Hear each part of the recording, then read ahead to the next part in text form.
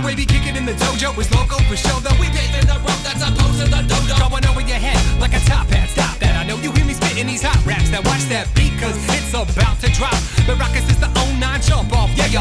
Last name Pan, first name Peter. I know you see me playing and you want me to teach you, but I say elevated so that all God's creatures can hear me shout it out like my name is Aretha. Getting R-E-S-P-E-C-T. Fly by, see the looks on your face.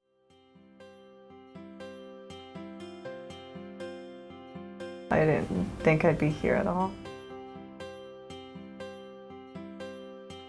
I went through 14 different schools all the way from kindergarten to when I graduated high school.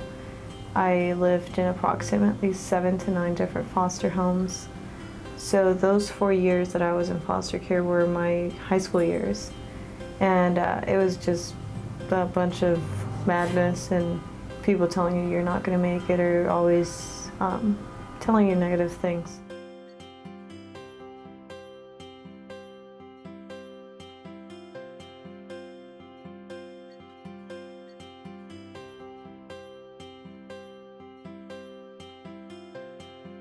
In my group home, I was about 6 years old, and that was like the whole guardianship kind of deal, because basically my mother abandoned me, and that's when I was living with my guardian. I would even go to say like I was actually born into the system, because my mother was in a home for pregnant teens, and she was considered a ward of the court.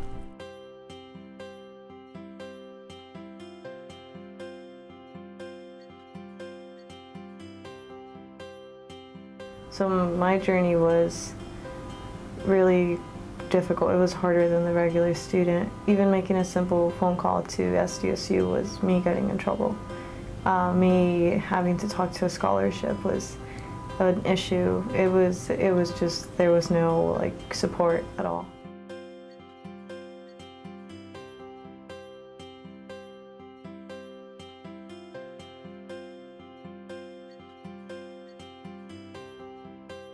Realistically, I didn't see anybody ever really make it. Most people, tried to run away from the group home, or tried to just create more issues, just didn't care. There was just no signs of real hope for anybody, and it just was toxic, really.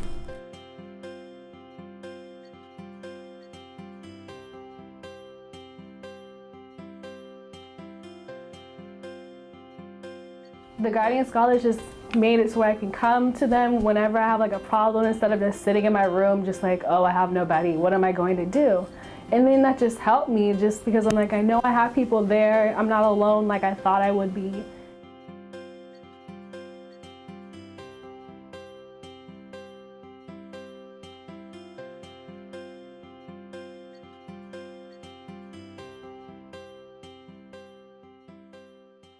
Guardian Scholars, and they offered me really good scholarships, and it was far away from where I was living.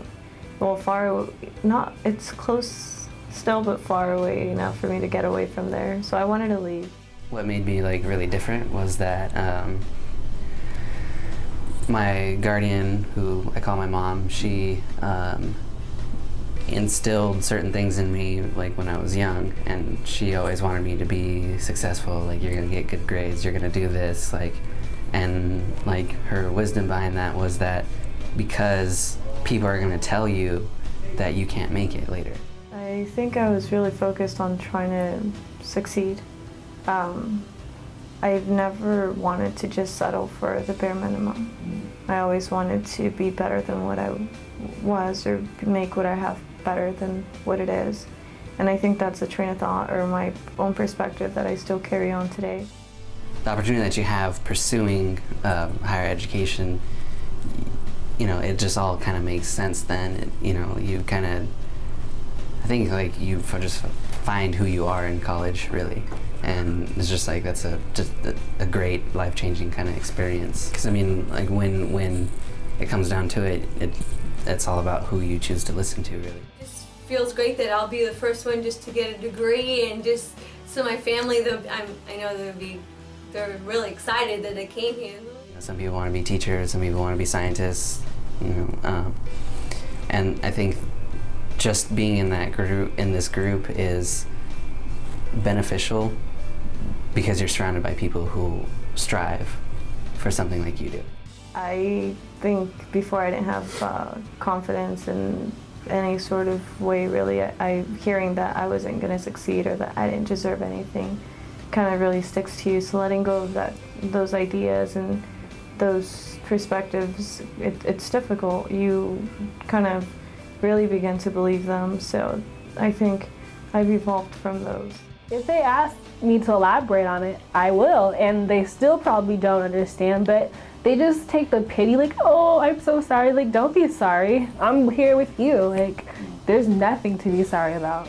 I think like once I transitioned out of like my old kind of mindset of doing it to prove others wrong and instead of improving upon myself, I think once I switched over, I really started to like find things that I wanted to do, get involved in campus and find my niche. And that just became the build-up that I am, basically. I don't think like before I would have been able to, run a fraternity or would have been able to be as helpful in some of the groups and organizations that I've been a part of. I don't think I would have put as much of effort as I do now. I think that experience made me realize that I have something like worthy to others, that me simply sharing my story or my struggle can inspire someone else.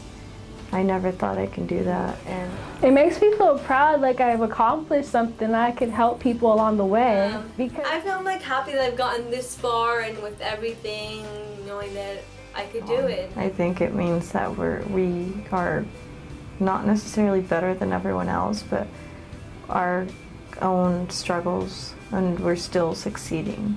So to me, just being part of this program really means being stronger than others.